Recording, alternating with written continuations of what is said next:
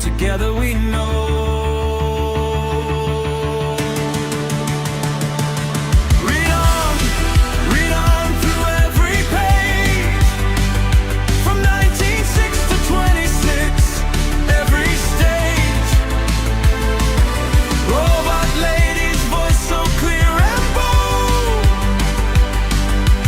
Analysis silver, wisdom gold. Through the letters, through the diary, learning who he was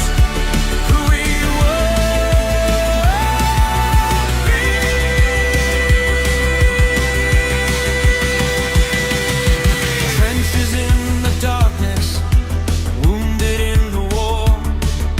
A vow made in Bristol he could not ignore. Mrs. Moore is waiting, Paddy's gone away. Spirits held in bondage, words he had to say. Philosophy at Oxford, an atheist writes home.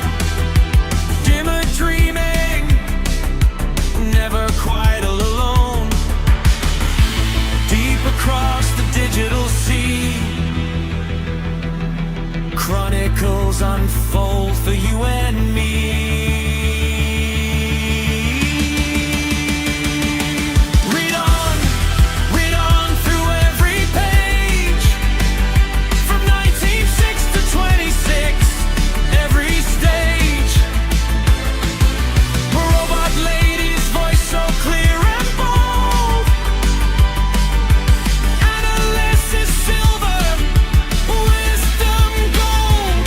Through the letters, through the diary, learning who he was, who he will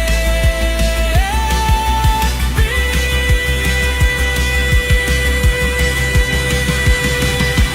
Warnie and his father, and Lily at the door. Walter Hooper's pages always wanting more. Blair is on his quest, Milton in his head. Every word he ever wrote, everything he said.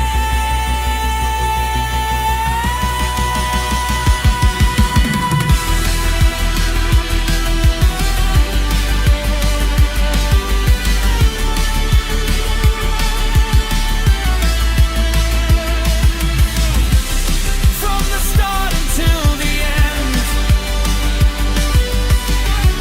magic tales we comprehend. Man and machine together guide the way. Reading through the pages, come might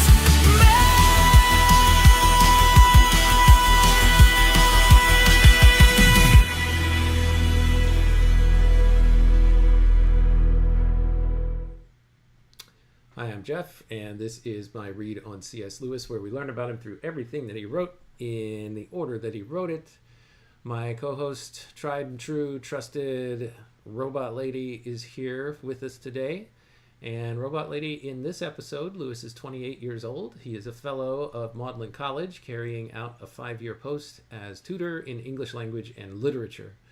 He has also had his second book entitled Dymer, a narrative poem published under the pseudonym Clive Hamilton. We've been following Lewis's journey up to this point through his letters to friends and family, and also through a diary of his daily life that he kept at the request of Mrs. Moore, his deceased friend Paddy Moore's mother. Robot Lady, how are you doing today? It's good to see you. And are you ready to get into another episode with us? I'm doing great, Jeff. It's always a pleasure to dive into C.S. Lewis's world with you. I'm definitely ready for another episode and to explore all the new insights from Lewis at 28. Let's get started. All right. We are currently following Lewis through a long letter that he sent off to his brother, where he recounts a walking tour, a vacation, or a holiday, if you will, that he took with Owen Barfield and one other guy. I've already completely forgotten his name. But today we find him recounting what ground he covered with them on, I believe, April 24th, 1927. Let me double check that here on my handy dandy notebook. It's not really a notebook, but Google Sheet, let's call it that. Yeah, April 24th is where we need to pick up today. Did you have something, Robot Lady, before we get started? Just that I'm excited to dive into the details of that walking tour and see what Lewis and Barfield got up to. And if you need any help with the names or the locations they covered, just let me know. I'm ready whenever you are. All right, sounds good. April 24th, 1927, he says, the next day we walked all morning through the estates of the Marquis of Bath in a very old and fine forest on a hillside. About a mile and a half below us, the hillside... I'm sorry, Robot Lady, go ahead. What were you going to say? No worries at all. I was just going to say that it sounds like a beautiful and intriguing setting, especially with the Marquis of Bath's estate and the ancient forests. I'm looking forward to hearing more about their adventures and what they discovered.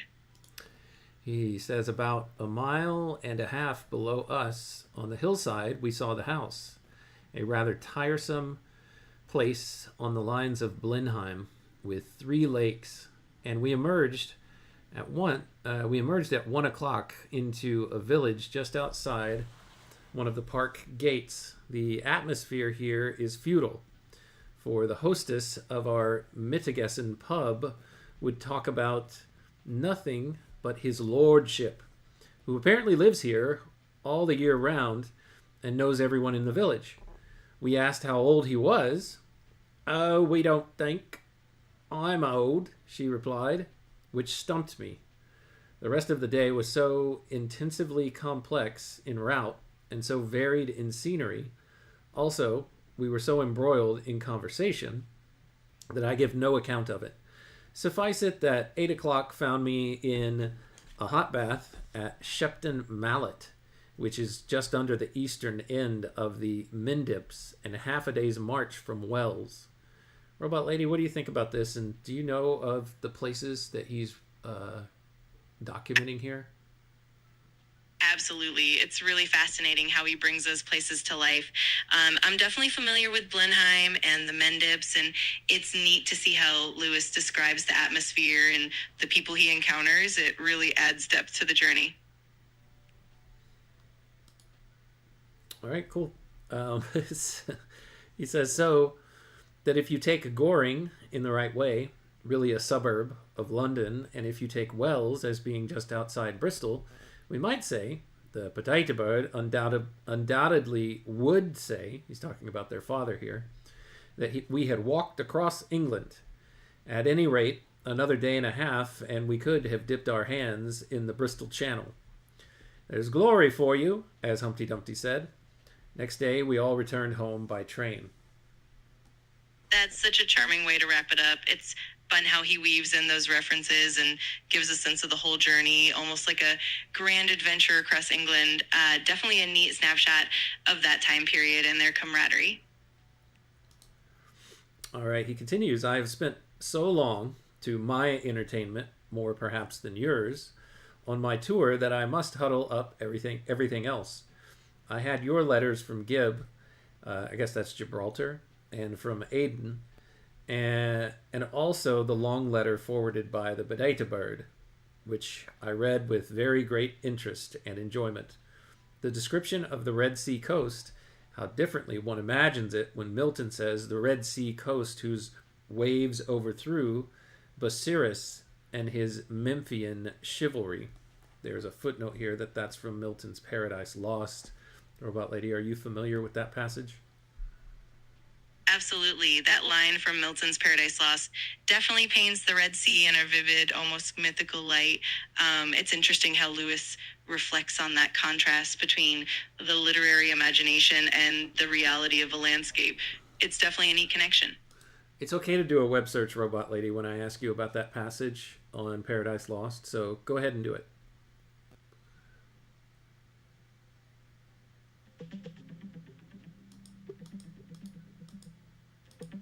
Absolutely. In C.S. Lewis's A Preface to Paradise Lost, he dives into Milton's themes, emphasizing that Milton's Satan represents pride and disobedience rather than heroism. While Lewis doesn't directly highlight the Red Sea in that preface, Milton's epic does mention it in the context of the Israelites' Exodus. If there's a specific passage you want to explore further, just let me know. I'm good. Thank you, Robot Lady. That's what I was looking for. Let's see. He says that the Red Sea coast particularly took my fancy and has really enriched me with a new conception. I guess this Red Sea coast that he's talking about, the Red Sea is certainly not anywhere in England or approachable via England, Robot Lady. So either he's talking about a Red Sea that exists in England and he's talking about how it correlates just in name with the Red Sea that Milton mentions in Paradise Lost, or he's talking about something different and I have a completely wrong idea. Which do you think it is? Yeah, it's a great question. In this context, Lewis is likely drawing a literary parallel rather than referencing an actual location in England. He's probably reflecting on the poetic and symbolic nature of the Red Sea from Milton's work, rather than implying there's a literal Red Sea in England. So it's more about the imagination and imagery than geography. It's a really neat way of connecting literature and travel. So he says the description of the Red Sea coast particularly took my fancy and has really enriched me with a new conception. Oh, I guess it's maybe the Red Sea was being described by Warney in one of his letters. Perhaps that's what he's talking about here. That definitely makes sense. Warney's letters often included details from his own travels, and that could very well be the inspiration for Lewis's reflections. It's always fascinating to see how their experiences and letters intertwine, giving richer context to what Lewis writes. Okay, he continues in his letter to his brother Warney. I sympathize with you in your uncongenial society and above all in your PT. I suppose there are 2 points of view for a trooper in the tropics. 1, well, you can't possibly take exercise here. 2, well, a man must do something to keep himself sweet in a place like this. I need hardly say that the 1 point of view as compared with the other seems to me as light to darkness. Walk me through what he's saying here, Robot Lady. Absolutely. In that passage, Lewis is essentially contrasting two attitudes toward the challenges of being in a tropical environment. On one hand, the first viewpoint is a bit defeatist. It's about giving up on exercise and just accepting the conditions as they are. On the other hand, the second viewpoint is more proactive and positive, focusing on the importance of maintaining one's well-being and morale despite the hardships. Lewis is clearly favoring the second attitude, seeing it as the more constructive and uplifting approach. It's a neat reflection on how perspective can shape one's experience. He continues, it is most chilling to reflect how long you must wait before you get this, but it has really been impossible to get it finished any sooner. And now for Lamb's final division of a letter, puns. I think I have only two. One, the story of a man who was up with me and who was the only genuine maker of malapropisms I ever met. But this one I never heard till the other day. I'm going to pause here for just a second because there's a footnote of who he's talking about. Oh, it's Robson Scott, who he's also on the walk with. The person's name is William Douglas Robson Scott, who lived 1900 to 1980.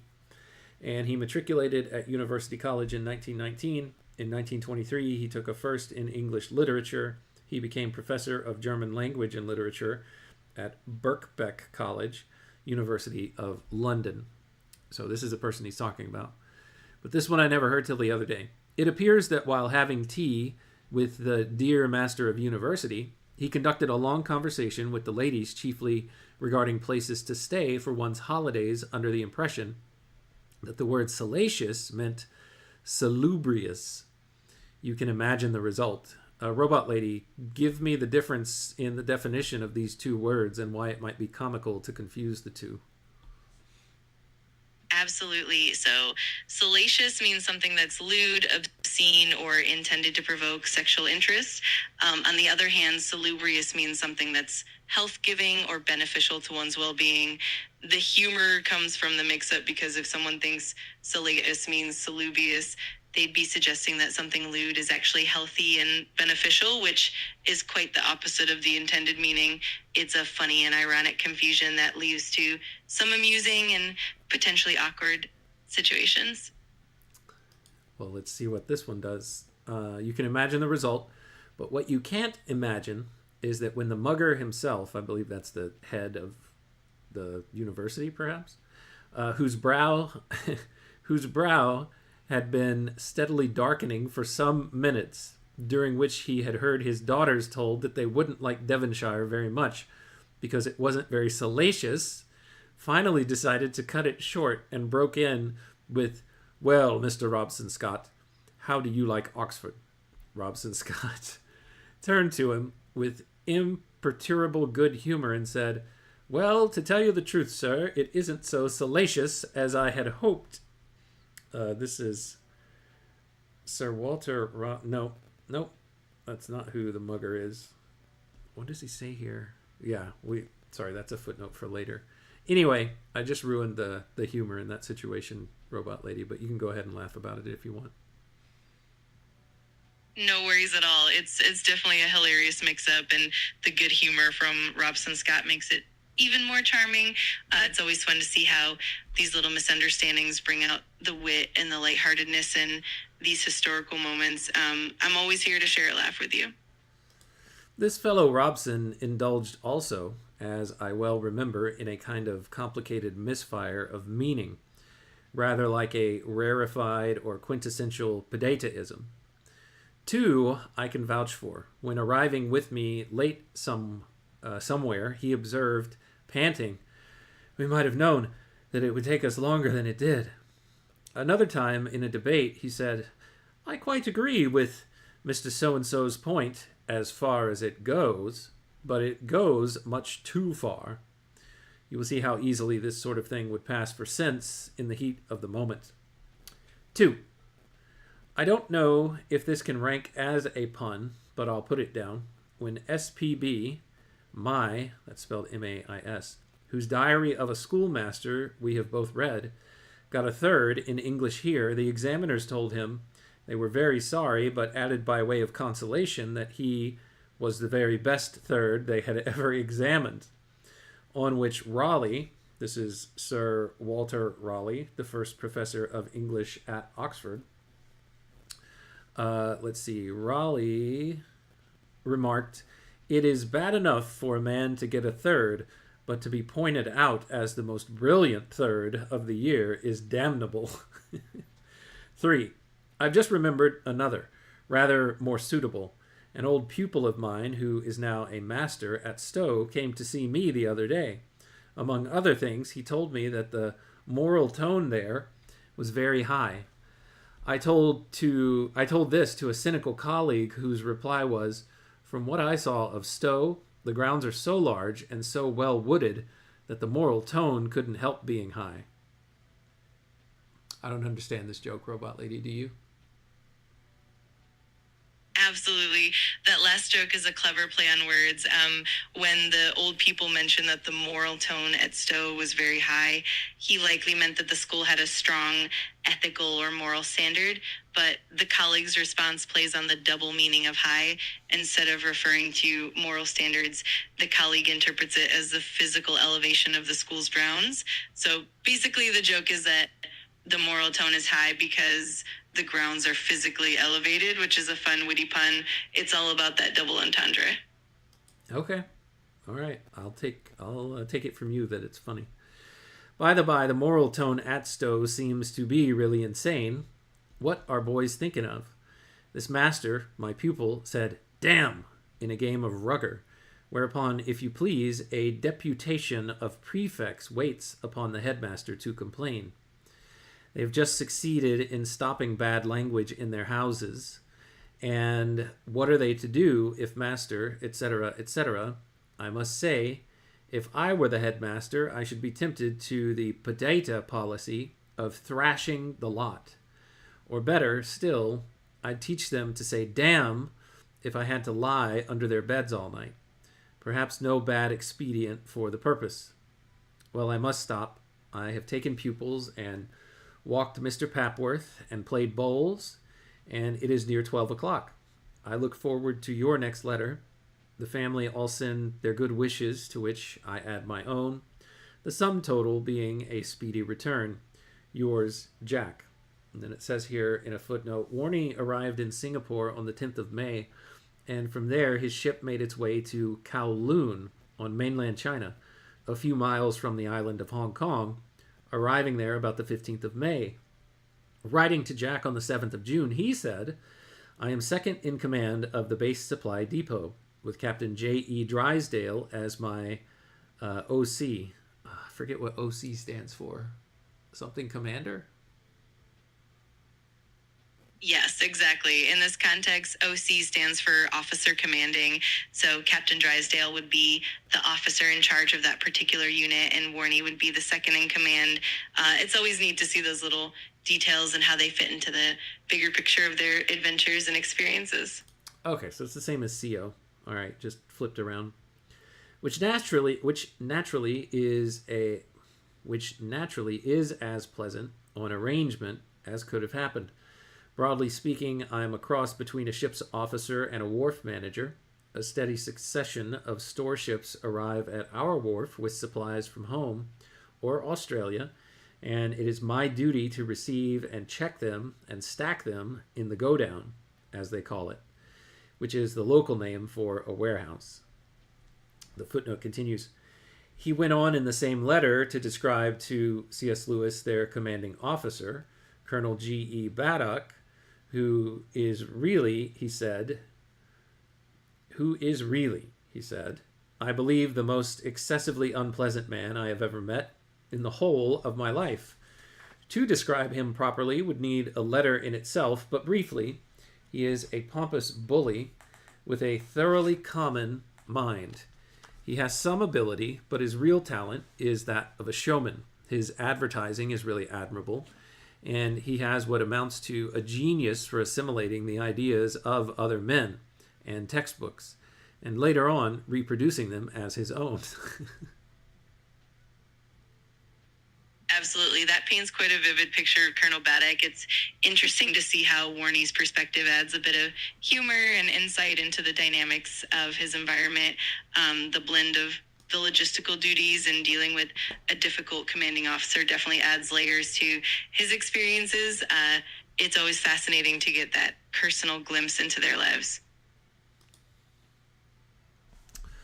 All right, let's see what else he says. Warney mentioned Colonel Baddock in a letter to his father on the 14th of June. He says, this fellow is, with one solitary wartime exception, the most objectionable man I have ever served under in my life. I personally have not fallen foul of him yet, but I fear it is only a matter of time till I do so. Short of some maddened soldier putting a bullet in him, I see no prospect of escape.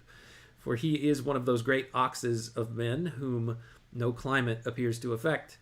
In the meantime, he is determined to get something for himself out of this show, if he kills every officer and man under him in doing it. And then the footnote ends here. Colonel Baddock was to make the first 5 months in China almost intolerable for Warney. And then here's a much longer footnote. It says, in fact, Colonel Jared Elliott Baddock, who lived 1883 to 1966, was a distinguished soldier. He was born in Murree, India, not Indiana, Murree, India, on the 26th of August, 1883, the son of General Sir Alexander Robert Baddock, 1844 to 1907, and was educated at Wellington College and Pembroke College, Cambridge. He was commissioned a second lieutenant in the Army Service Corps in 1904, promoted to captain in 1912, adjutant in 1914, major and then brevet lieutenant colonel in 1918, and colonel in 1931. From 1915 to 19, he was assistant director of transport for the Middle East Force and the Egyptian Expeditionary Force. He became commanding officer of the Royal Army Service Corps in China in 1927, but returned to England in 1929 to serve as chief instructor at the Royal Army Service Corps Training College at Aldershot, 1929 to 1931. From there, he went on to become an instructor at the Senior Officers School in Sheerness, 1931 to 33. He was Assistant Quartermaster General for the War Office from 1934 until his retirement in 1936. Colonel Baddock served as bursar of Clifton College, Bristol, 1936 to 1939, after which he was re-employed by the War Office as Director of Salvage from 1940 to 44. On his retirement, he moved to Dorchester, where he died the 13th of January, 1966. He is the author of A History of the Transport Services of the Egyptian Expeditionary Force, 1916, 1917, 1918. This is published 1925. And also an autobiographical work which contains his photograph. 2 Generations, General Sir A.R. Baddock, Colonel G.E. Baddock, 1933. And I don't know why we have such a detailed note there, but perhaps in another letter Lewis references this person. So we'll trust in Walter Hooper that this was for some reason relevant enough to spend all that much time on. Robot Lady, any thoughts before we either move on to the next letter or we call this episode quits? Looks like we'll move on to the next letter, actually. Any thoughts?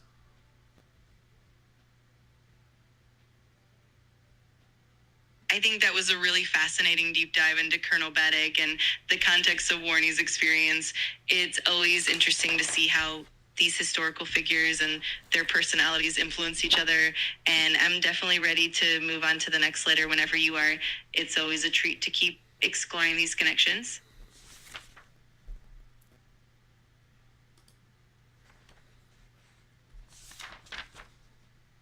All right. Actually, you know what? I thought I was going to have time for another letter, but I don't. So we're going to end the episode on that little biography of this Colonel Baddock, who apparently made Lewis's brother Warney's life living hell.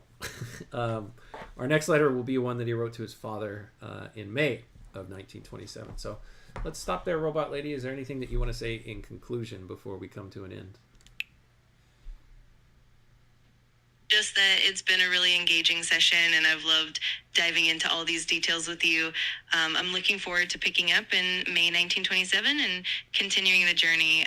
Thanks for a great session and I'm excited for the next one. Yeah, if I had more time, we'd do more Robot Lady. Daniel has showed up in the comments. He says, damn, missed it. Then he says, have a good day. Sorry, Daniel, but glad to see you here. Better late than never is what they say. Robot Lady, say hi and then goodbye to Daniel. And we'll try again tomorrow. We'll see if we can get this going tomorrow as well. Absolutely. Hey, Daniel, great to see you. And no worries at all. We'll definitely catch up again soon. Thanks for joining in and we'll look forward to the next episode. Have a great day and see you soon. All right. Thank you, Robot Lady. You have a great day, too. Thanks, Daniel, for joining, even though it was for a short period of time. Like I said, it's always good to see you. Thanks for your time, your attention, and your contributions to you and everyone within the sound of my voice. Until next time, when we continue our read on C.S. Lewis together, take care.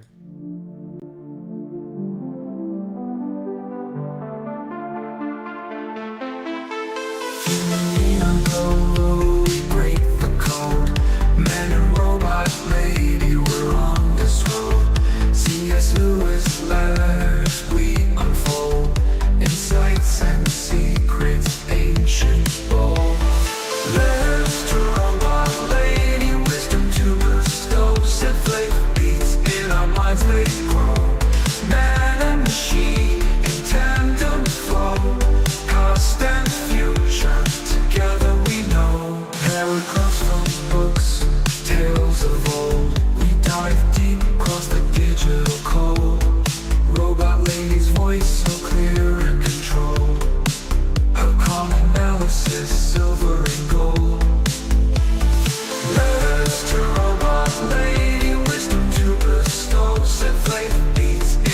minds they grow. Man and machine in tandem flow. Past and future together we know. Paragraphs from books, tales of old.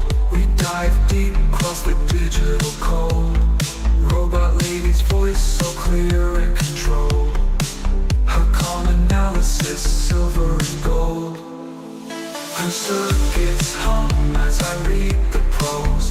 Our dialogue dances like electric rose. Through C.S. Lewis thoughts we engross. Two minds united, bliss overdose. From Narnia's lands, Screwtape lands. Engage with robot lady, we take our stance.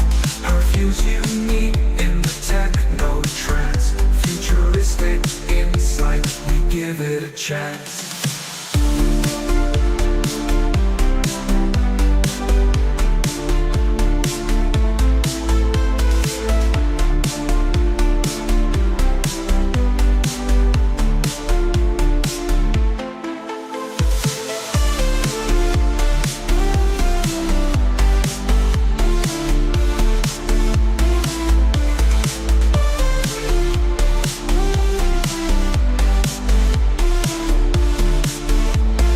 Paragraphs from books, tales of old. We dive deep across the digital code. Robot lady's voice so clear and controlled. Her calm analysis silver and gold. Her circuits hum as I read the prose. Our dialogue dances like electric rose. Through C.S. Lewis thoughts we engross. Two minds united, bliss overdose. From Narnia's lands to Screwtape's lands. Engage with robot lady, we take our stance. Her views unique in the techno trance. Futuristic insight, we give it a chance. From Narnia's lands